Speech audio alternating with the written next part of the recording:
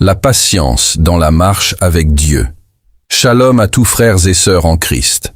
Que la paix de notre Seigneur Jésus-Christ soit avec vous. Si tu es là aujourd'hui, ce n'est pas un hasard. Dieu savait que tu avais besoin d'entendre ce mot. Patience. À cause de cela même, faites tous vos efforts pour joindre à votre foi la vertu, à la vertu la science, à la science la tempérance, à la tempérance la patience, à la patience la piété. 2 Pierre 1, 5, 6. Bienvenue sur la chaîne Mahubiri Namashauri. Cette chaîne est dédiée à la prédication de l'évangile de Jésus-Christ, à l'édification spirituelle et aux conseils pratiques pour la vie quotidienne. Notre objectif est d'aider chacun à grandir dans la foi, à découvrir la volonté de Dieu et à vivre une vie transformée par l'évangile. Si vous êtes nouveau, nous avons le plaisir de vous compter parmi nous. Laissez-moi vous poser une question. Qui ici est fatigué d'attendre? Fatigué d'attendre que Dieu réponde à sa prière? Fatigué d'attendre que son mari, sa femme, son enfant changent? Fatigué d'attendre le travail, le mariage, la guérison? On vit dans un monde de vite vite. Le téléphone est vite, l'argent mobile money est vite, la moto est vite. On veut un Dieu micro-ondes. 2 minutes et c'est prêt. Mais le Dieu de la Bible travaille comme il veut. Il est souverain. Aujourd'hui, Dieu veut nous dire, ce n'est pas parce que ça tarde que Dieu t'a oublié. C'est parce qu'il te forme. La patience n'est pas une punition, c'est une formation. Ouvrons nos Bibles. Nous allons voir 4 vérités puissantes sur la patience. Le mot patience, ça ne veut pas dire attendre en souffrant. Ça veut dire rester sous la charge sans fuir, tenir ferme comme un soldat sous la pression. Voici les 4 vérités sur la patience. Vérité 1. La patience te rend mûr et complet. Jacques 1, 3 à 4. Sachant que l'épreuve de votre foi produit la patience. Mais il faut que la patience accomplisse parfaitement son œuvre, afin que vous soyez parfaits et accomplis, sans faillir en rien. Mes frères et sœurs, écoutez bien. Dieu n'utilise pas le confort pour te faire grandir, il utilise l'épreuve. Amen. Le mot « épreuve » ici, c'est comme on éprouve l'or dans le feu. Le feu ne détruit pas l'or, il enlève les impuretés. Pourquoi Dieu permet que tu passes par des moments difficiles? Parce que ta foi est encore mélangée avec l'impatience, l'orgueil, la colère. L'épreuve vient presser tout ça pour que la patience sorte. Beaucoup de chrétiens prient « Seigneur, enlève l'épreuve ». Mais Jacques dit « Laisse la patience faire son œuvre. Ne fuis pas l'école ». Un enfant qui ne veut jamais aller à l'école restera toujours ignorant. Un chrétien qui refuse l'école de la patience restera toujours un bébé spirituel qui pleure pour tout. Si tu es dans l'épreuve aujourd'hui, demande « Seigneur, qu'est-ce que tu veux former en moi ? Que veux-tu m'apprendre ?» Le mot grec pour épreuve ici, c'est « dokimion ». Ce n'est pas le mot pour la tentation qui te fait tomber dans le péché. C'est le mot qu'on utilise pour éprouver l'or, pour vérifier si une pièce de monnaie est vraie ou fausse. Dieu n'éprouve pas ta foi pour savoir si elle est vraie, il le sait. Il éprouve ta foi pour te montrer à toi-même ce qu'il y a dans ton cœur et pour purifier ta foi. Ton patron qui te provoque, cette maladie qui traîne, ce retard de mariage, ce manque d'argent, ce contrat qui finit et non renouvelable, cette révocation au travail, Dieu permet tout ça comme un test de qualité. Est-ce que ta foi est seulement du dimanche à l'église ou quand tout va bien, ou est-ce qu'elle tient le lundi dans la difficulté? L'épreuve ne produit pas automatiquement la patience. Elle peut produire 2 choses selon ton attitude. Si tu murmures, tu t'irrites, tu accuses Dieu, l'épreuve produit l'amertume et le retour à la chair, ce qui n'est pas bon. Si tu restes sous la main de Dieu avec confiance, l'épreuve produit upomone, la patience endurance. C'est comme le feu et l'argile. Le même feu qui durcit l'argile fait fondre la cire. Ce n'est pas le feu qui décide, c'est la matière. Dieu ne te dit pas « prie pour avoir la patience ». Il dit « reste dans l'épreuve et la patience va être fabriquée en toi ».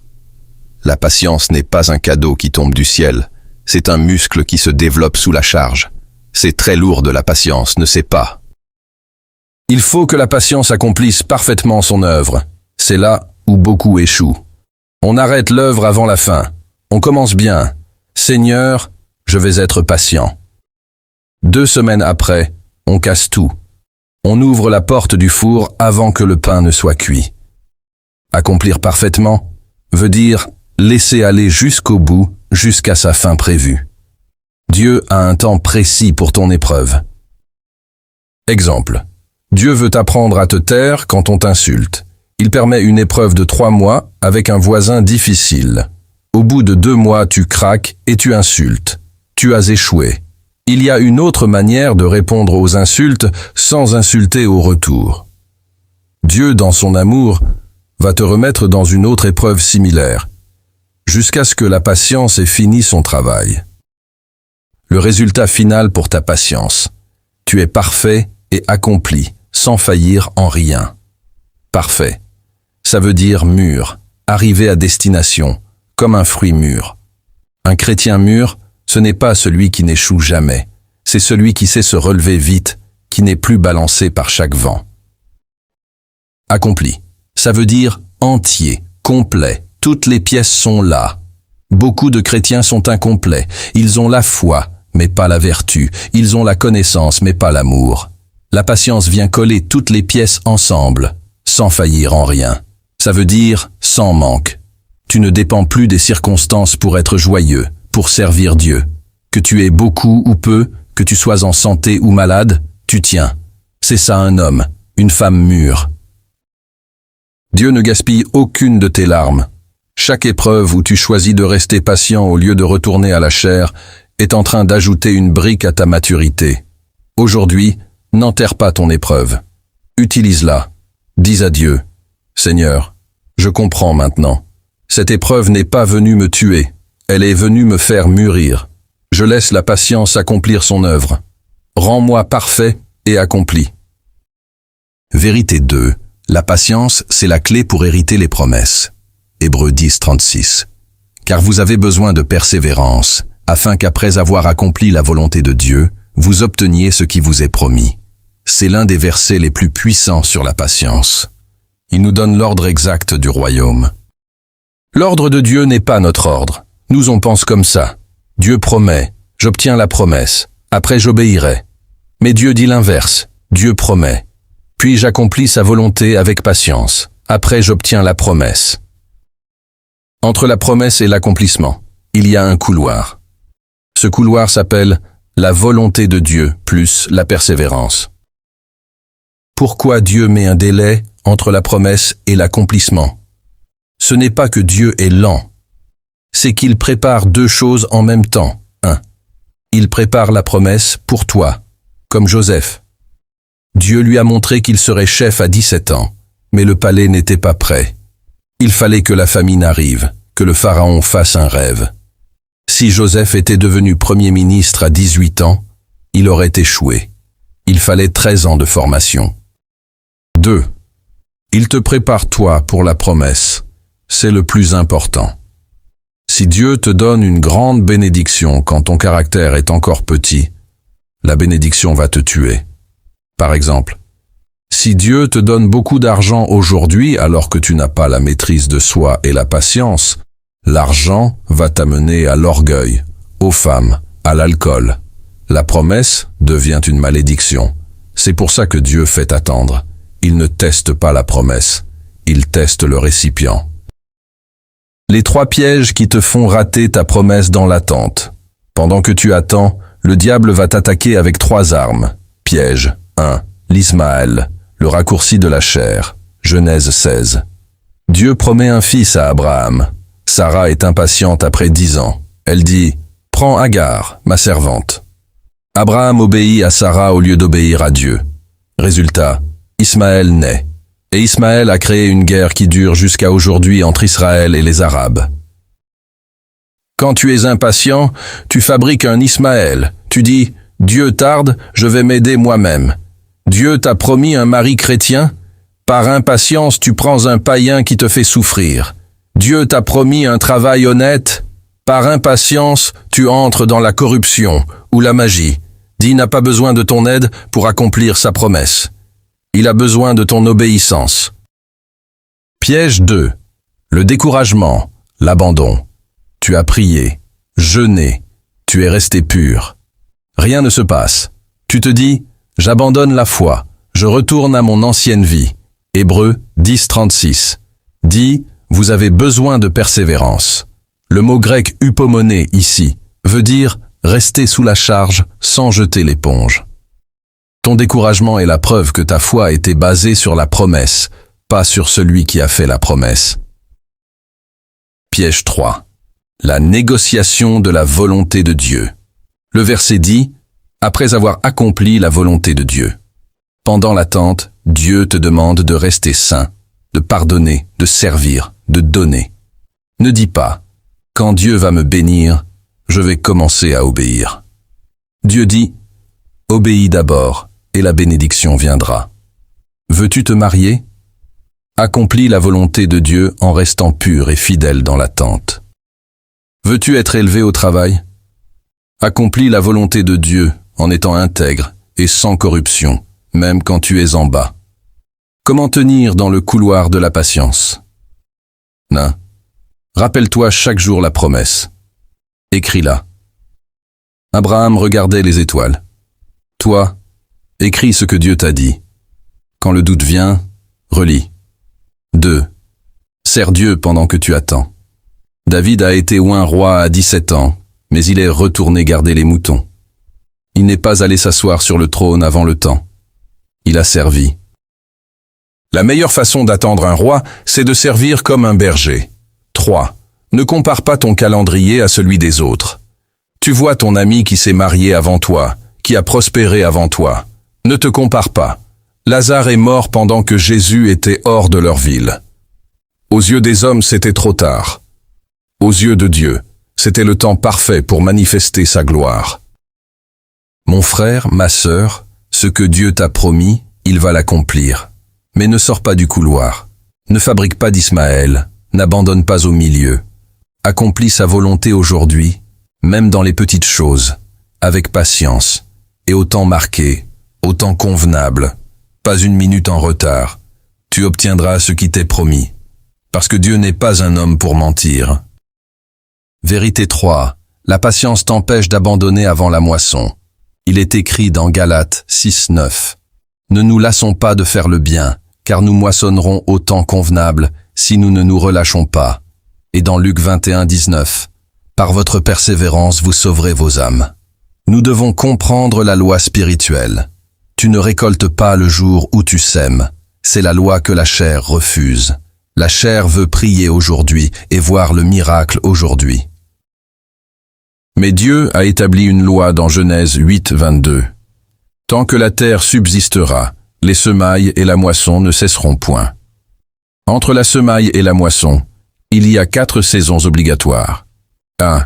La saison de la semence. Tu fais le bien. Tu pardonnes quand on t'a blessé. Tu restes fidèle à ta femme, à ton mari. Tu donnes ta dîme, même quand c'est dur. Tu sers les autres, et à l'église même, quand on ne te dit pas merci. 2. La saison de la mort.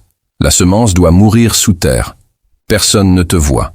C'est sombre. C'est là que beaucoup pleurent. Dieu, je fais le bien, mais personne ne le voit. Rien ne change.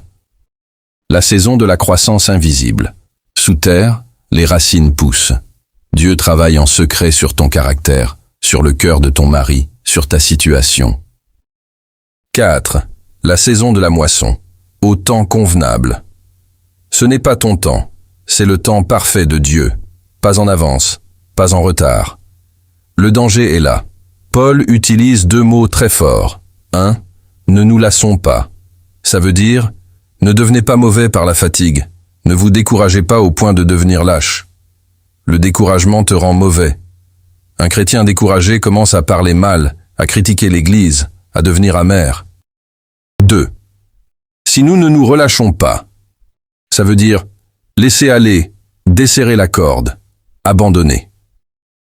C'est l'image d'un lutteur qui lâche prise juste avant de gagner, ou d'un cultivateur qui abandonne son champ à 1 semaine de la pluie.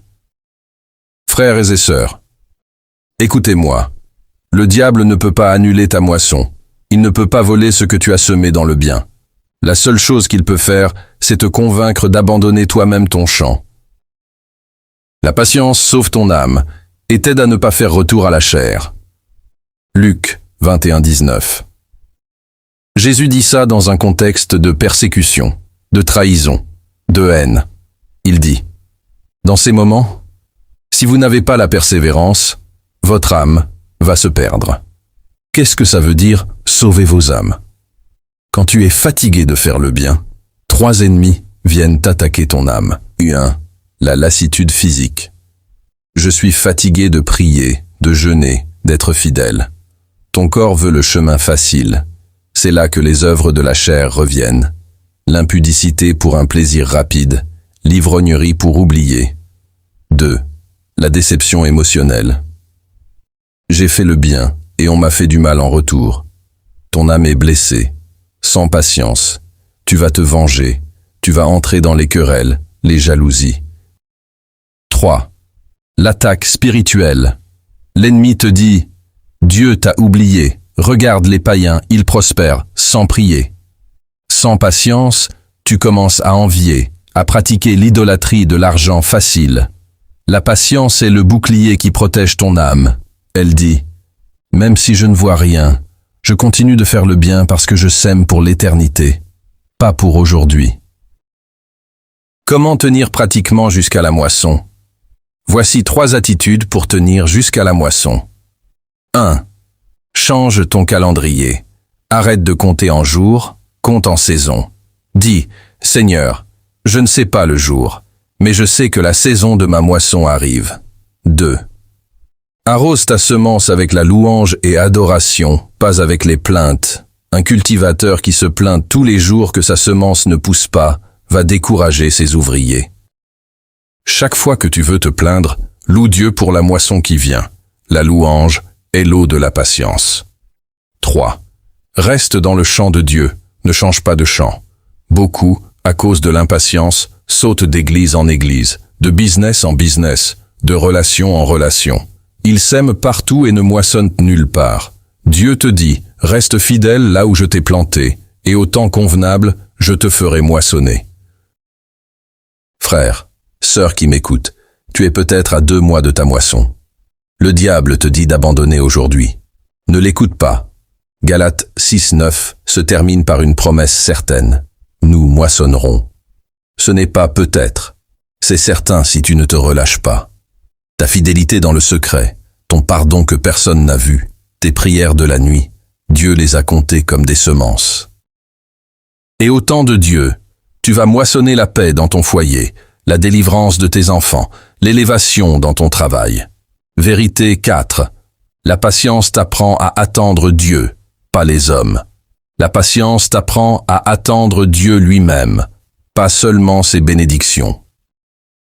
Mais si nous espérons ce que nous ne voyons pas, nous l'attendons avec persévérance. Romains 8:25. Le problème de notre attente, 90% de nos prières, c'est « Seigneur, donne-moi ceci ». On attend la chose, pas la personne. On attend le mariage, mais on n'attend pas l'époux céleste. On attend la guérison, mais on n'attend pas le guérisseur. On attend l'argent, mais on n'attend pas Jéhovah Jireh lui-même. C'est de l'idolâtrie subtile. On utilise Dieu comme un distributeur automatique. Et quand la chose ne vient pas, on est déçu de Dieu et on retourne aux œuvres de la chair pour chercher la chose ailleurs. Dieu, dans son amour, retarde parfois la chose exprès pour que tu cherches enfin sa face et que tu sois formé dans son école. David était un guerrier, un roi, entouré d'ennemis. Il écrit ce psaume 27 à la fin de sa vie, et il se prêche à lui-même. Remarquez, il ne prêche pas à l'Église, il prêche à son propre cœur. Verset 14. Espère en l'Éternel, fortifie-toi, espère en l'Éternel. Pourquoi 2 fois? Parce qu'il y a 2 niveaux d'attente. 1. Le premier espère, c'est l'attente de la tête. Tu sais avec ta tête que Dieu va agir. Tu le dis, j'espère en l'Éternel. Mais ton cœur tremble encore, tu es anxieux. 2. Entre les deux, fortifie-toi et que ton cœur s'affermisse. C'est le travail de la patience. Entre la première fois où tu dis « j'espère » Et la deuxième fois, Dieu travaille ton cœur. Il le fortifie. Le mot fortifie, ça veut dire devenir dur, solide, comme un rocher. 3. Le deuxième espère. C'est l'attente du cœur. Maintenant, ce n'est plus une théorie. Ton cœur lui-même espère. Tu es en paix, même si tu n'as rien vu. Tu n'attends plus seulement la bénédiction. Tu as trouvé la force dans celui qui bénit. C'est ça, la maturité. Tu peux dire avec David, même dans le trou, « Mon cœur est affermi, je n'ai plus peur, j'attends l'Éternel lui-même. » Comprendre l'art d'attendre l'invisible. Mais si nous espérons ce que nous ne voyons pas, nous l'attendons avec persévérance. Romains 8, 25. Paul nous donne 3 secrets. 1. Ce que nous ne voyons pas. La marche avec Dieu est une marche dans l'invisible. Hébreux 11, 1 dit que la foi est une démonstration des choses qu'on ne voit pas. La chair veut voir pour croire. Elle dit « Montre-moi d'abord et je te ferai confiance. » L'esprit dit « Fais-moi confiance et tu verras. » Si tu voyais déjà tout, tu n'aurais pas besoin de patience. La patience est faite pour le temps où tu ne vois rien. C'est dans le noir que Dieu forme ta vue spirituelle. 2. Nous l'attendons. C'est le mot le plus fort pour attendre dans le Nouveau Testament. Ça veut dire attendre avec la tête levée, en scrutant l'horizon, avec une attente active et pleine d'espérance. Ce n'est pas attendre en dormant ou en murmurant. C'est comme une sentinelle qui attend le roi. Elle est debout, elle veille, elle est prête. Attendre Dieu, ce n'est pas croiser les bras. C'est continuer de prier, de servir, d'adorer, de rester pur, les yeux fixés sur lui. 3. Avec persévérance. On revient au même mot. Cette attente active demande de la persévérance. Beaucoup commencent à attendre Dieu le matin. À midi, ils sont déjà allés voir le féticheur, le marabout, ou ils ont pris une mauvaise décision. Dieu te dit, reste en position d'attente. Ne bouge pas. Je viens. Comment pratiquer cette attente de Dieu au quotidien? Comment on passe de l'attente de la chose à l'attente de Dieu? 1. Transforme ton temps d'attente en temps de rencontre. Au lieu de dire « Seigneur, quand vas-tu me donner ce travail ?» dis « Seigneur, pendant que j'attends ce travail, montre-moi ton cœur, révèle-toi à moi. » Fais de l'attente une chambre de prière. 2. Apprends à te nourrir de sa présence, pas de sa réponse. Moïse a dit « Si tu ne viens pas toi-même avec nous, ne nous fais pas partir d'ici. » Exode 33, 15. Moïse préférait rester dans le désert, avec Dieu, que d'aller à Canaan sans Dieu. C'est ça la maturité. 3. Déclare que Dieu lui-même est ta récompense. Genèse 15, 1. Dieu dit à Abraham, « Je suis moi-même ton bouclier et ta récompense très grande. » Avant de lui donner Isaac, Dieu s'est donné lui-même. Frères, sœurs, Dieu ne veut pas seulement te donner des choses. Il veut se donner lui-même à toi. Et pour se donner, il a besoin que tu apprennes à l'attendre lui. Arrête de regarder ta montre. Commence à regarder son visage. La chose que tu attends peut te rendre heureux pour un moment, mais Dieu lui-même te rendra fort, affermi, parfait pour l'éternité. Alors, comment tenir? Parce que nous n'avons pas la force. Notre modèle parfait, c'est Jésus. Jésus, l'exemple suprême de la patience. 1 Pierre 2, 23 dit « Lui qui injuriait ne rendait point d'injures, maltraitait, ne faisait point de menaces, mais s'en remettait à celui qui juge justement. On l'a insulté, il n'a pas répondu. On l'a frappé, il n'a pas menacé. On l'a cloué, il a dit « Père, pardonne-leur. » Hébreux 12, 2 dit qu'à cause de la joie qui lui était réservée, il a supporté la croix, il a enduré, il a eu de la patience. Pourquoi il a pu être patient? Parce qu'il voyait au-delà de la croix. Il voyait toi et moi sauvés. Aujourd'hui, Jésus ne te demande pas d'être patient tout seul. Il te demande de le recevoir, lui qui est la patience. Peut-être que tu m'écoutes et tu es fatigué. Tu as envie d'abandonner la foi. Tu es retourné aux œuvres de la chair par découragement. Jésus est là. Je t'appelle à revenir à lui. Donne-lui ton impatience, ton cœur qui veut tout vite. Dis-lui, Seigneur, je n'y arrive plus, viens habiter en moi et donne-moi ta patience. Veux-tu aujourd'hui dire à Dieu, Seigneur, pardonne-moi, j'ai cherché ta main plus que ta face. Aujourd'hui, je décide de t'attendre toi. Père éternel, au nom de Jésus-Christ, merci pour ta parole qui nous a enseigné aujourd'hui. Nous confessons que nous sommes souvent impatients. Nous voulons tout vite. Nous murmurons dans l'attente. Pardonne notre impatience qui a créé des Ismaël dans nos vies. Aujourd'hui, nous recevons la semence de la patience, qui est le fruit du Saint-Esprit. Saint-Esprit, viens accomplir parfaitement ton œuvre en nous. Rends-nous parfaits et accomplis. Nous décidons de ne pas nous relâcher. Nous attendrons la moisson, au temps convenable. Seigneur Jésus, toi qui as été patient jusqu'à la croix pour nous, viens régner dans nos cœurs. Donne-nous ta force pour espérer encore en l'Éternel. Au nom de Jésus-Christ, nous avons prié. Amen. Que Dieu vous bénisse abondamment. N'oubliez pas de partager cet enseignement à quelqu'un qui est fatigué d'attendre.